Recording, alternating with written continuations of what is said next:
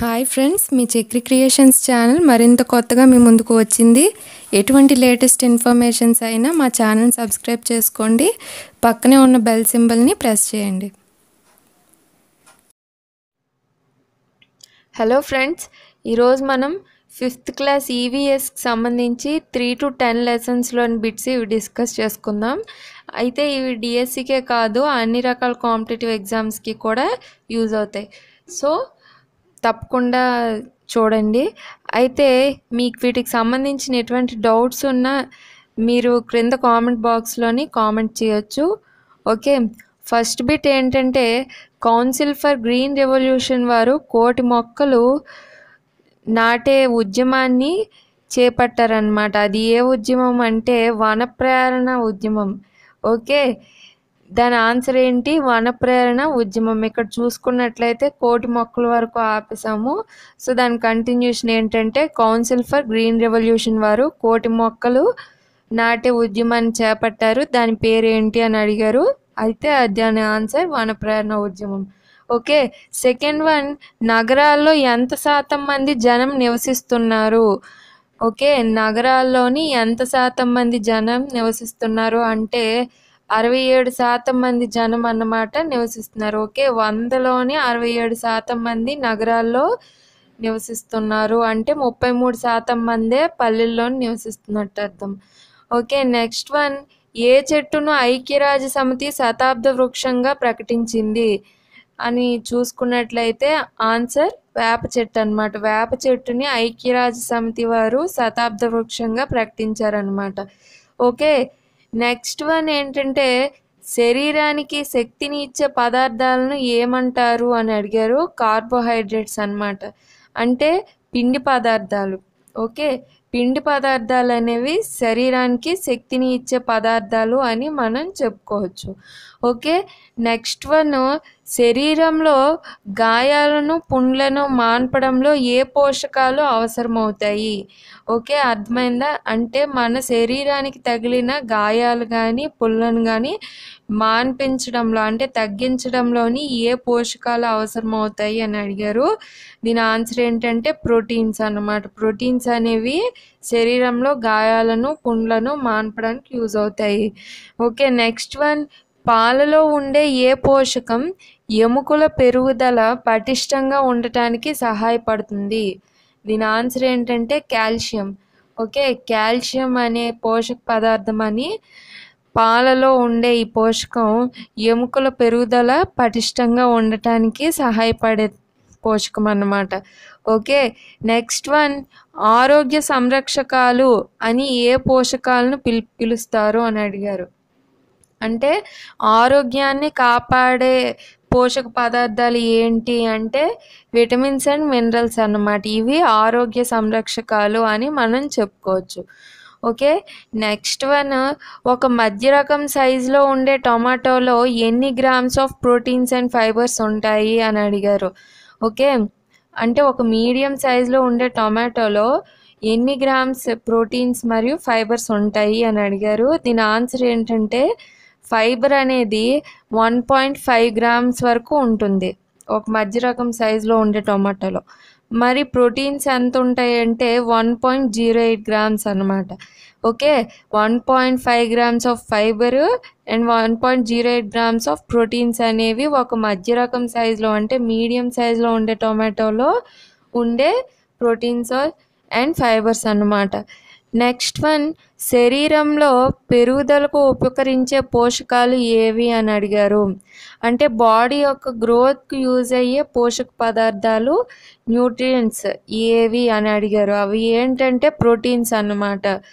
అందుకే proteinaceous food తీసుకోవడం వల్ల శరీరాన్ని పెరుగుదలకు ఉపకరించే విధంగా తోడ్పడతాయి అని అంటారు. ఓకే, నెక్స్ట్ వన్, రెండు పక్క పక్కనే ఉంటాయి కానీ ఒకదాన్ని ఒకటి చూసుకోవు. అవి ఏవి అంటే కళ్ళు. ఓకే, నెక్స్ట్ వన్, చదివేటప్పుడు కంటికి పుస్తకానికి మధ్య ఎంత దూరం ఉండాలి అని అడిగారు. దీని ఆన్సర్ ఏంటంటే 30 సెంటీమీటర్స్. ఓకే, మనం ఒక బుక్ చదివేటప్పుడు కంటికి మరియు పుస్తకానికి మధ్య మినిమం 30 సెంటీమీటర్స్ గ్యాప్ అనేది ఉండాలి. ఓకే, నెక్స్ట్, టీవీ చూసేటప్పుడు ఎంత దూరం నుంచి చూడాలి అని అడిగారు. టీవీ చూసేటప్పుడు మినిమం ఎంత డిస్టెన్స్ అనేది మనం పాటించాలి అని ఇక్కడ చూసుకున్నట్లయితే 2.5 మీటర్స్ అన్నమాట. మినిమం 2.5 మీటర్స్ దూరం నుంచి టీవీని చూడాలి.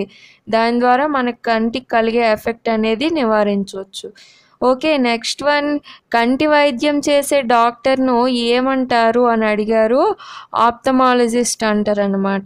ఓకే, కంటి వైద్యం చేసే డాక్టర్ను ఆప్థమాలజిస్ట్ అంటారు.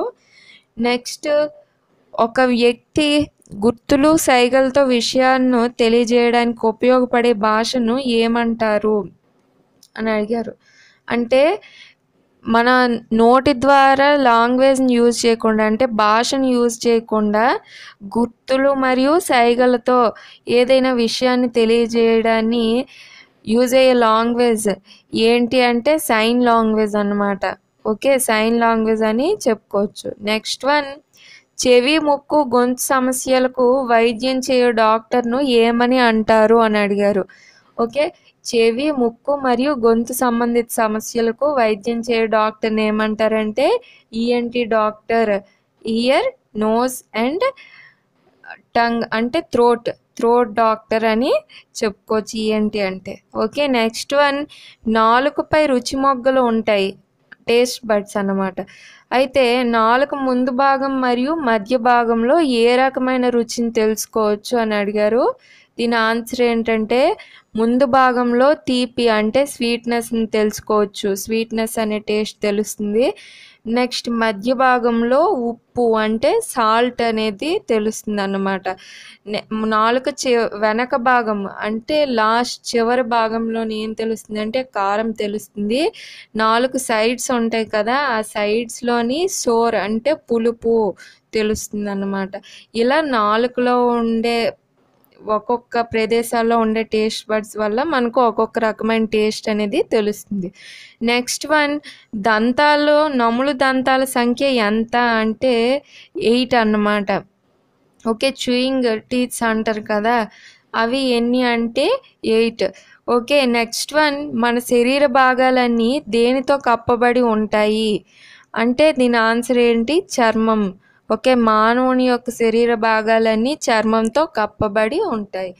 నెక్స్ట్ వన్, చర్మ వ్యాధి నిపుణులను ఏమని పిలుస్తారు అంటే చర్మానికి సంబంధించిన వైద్యం చేసే డాక్టర్స్ను ఏమని పిలుస్తారు అంటే డెర్మటాలజిస్ట్స్ అంటారు.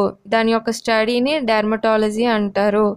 ఓకే, నెక్స్ట్ వన్, శరీరంలోని అతిపెద్ద అవయవం ఏది అంటే స్కిన్ అన్నమాట. ఓకే, శరీరంలో మనకు తెలియకుండానే మన పెద్ద అవయవం ఏంటి అంటే స్కిన్ అన్నమాట. ఇది మినిమం ఎంత 3 కిలోమీటర్స్ ఉంటుందన్నమాట హ్యూమన్ స్కిన్ అనేది.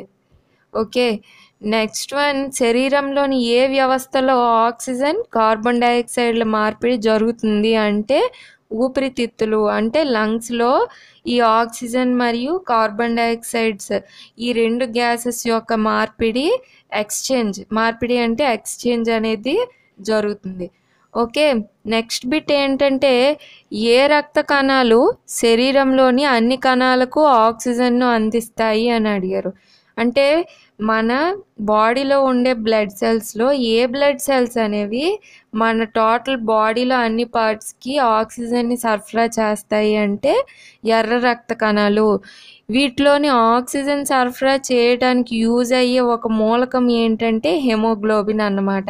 ఎర్ర రక్త కణాల్లోని హెమోగ్లోబిన్ అనే మూలకం అనేది శరీరంలోని అన్ని కణాలకు ఆక్సిజన్ను సరఫరా చేయడానికి యూజ్ అయ్యే మూలకం అన్నమాట.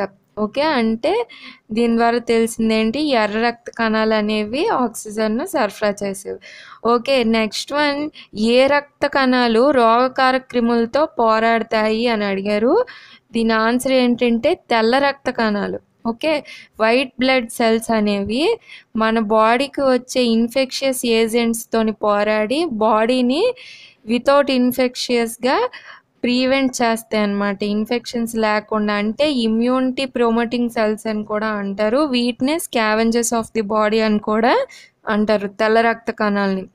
ఓకే, నెక్స్ట్ వన్, రక్తం గడ్డ కట్టడంలో ఏది దోహదపడతాయి అంటే రక్తాన్ని క్లాట్ చేయడంలోని యూజ్ అయ్యే బ్లడ్ సెల్స్ ఏంటి అంటే రక్త ఫలకికలు అంటే బ్లడ్ ప్లేట్లెట్స్ అన్నమాట.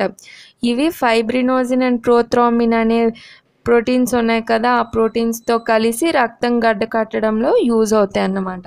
నెక్స్ట్ వన్, ఊపిరితిత్తులకు సంబంధించిన వ్యాధులకు చికిత్స చేసే డాక్టర్ను ఏమంటారు అని అడిగారు. ఇప్పుడు లంగ్స్ అన్నాం కదా, లంగ్స్ గురించి ట్రీట్మెంట్ చేసే డాక్టర్స్ను ఏమంటారంటే పల్మనాలజిస్ట్స్ అంటారనమాట. ఓకే.